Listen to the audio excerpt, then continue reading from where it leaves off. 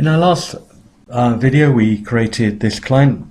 Sorry, it's a load of rubbish that we typed in, if you remember. And now we want to add a matter to that client. So over here on the matter screen we have an add button. We click the add button, up will come the matter screen.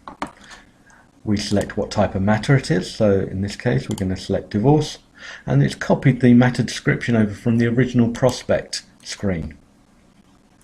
Here we got the other party, again that was put in when we added the prospect and that got converted across, and here we can put in the other party's legal representative.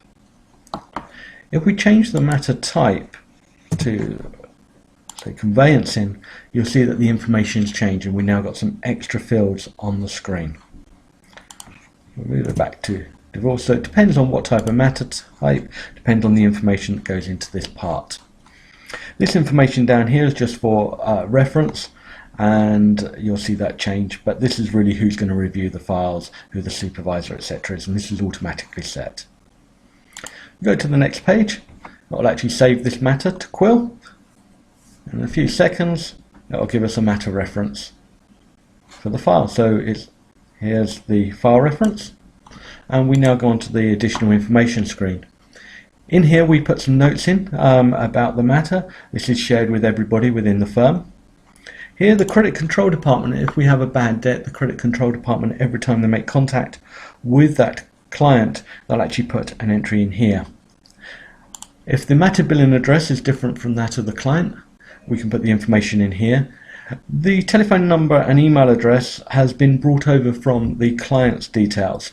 Now that may be different for each matter, so it gives you the opportunity to change it just for this one matter. On the right hand side screen here we have the transaction range, so we need you to select what range applies to this matter, and for example if this is a divorce, we're talking about the assets. If it's a probate, against the assets of the estate. If conveyancing, it'll be the value of the property we're purchasing or buying. If it's a fixed fee, we put that in here, and we put the amount of the fixed fee and any monies we've requested on account. And here we have the status field.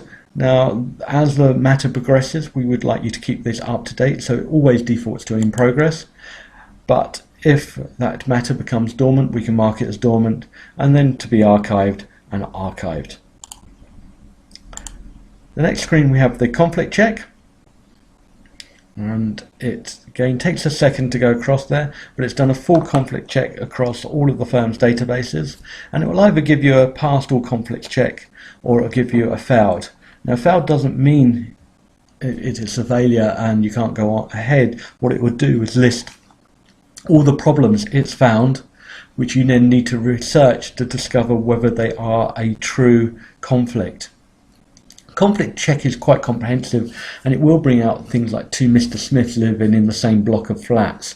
So you do need to be careful that you don't just take a fail as a failure. You do read the reasons why it's failed and just research and make sure that's not a problem. After you've read this conflict check here, we can push the there is no conflict and no suggestion, or we can tick one of the other boxes if there is a problem. Next, this is the risk assessment questions, and these need answering. They don't have to be answered on day one. You do get a little bit of a grace period to answer them, but the system will nag you and it will keep nagging you until they're done. You do get 2 weeks maximum to do this, but after the first week it will start to inform your supervisor that they haven't been done, and then after 2 weeks they will go to the COLP. So it's important that you go through these questions and answer them. We simply click on one of the questions, up comes the question here. We need to read this and give our response answer here and add any comments. So we simply say yes to this, save and next. We'll actually move on to the next question. So if you see if I push save and next it moves down one. I can actually click on them as well. So we need to answer all of these questions, and then on the next page we have the file opening questions. I click next, it's finished, and that's the matter all on the system, and if the questions were answered it's job done for setting up a matter. If you haven't answered any questions in here, or you still haven't filled in the ID in the client, the system will keep reminding you until they're done. In the next video, we're going into detail about how to close a matter.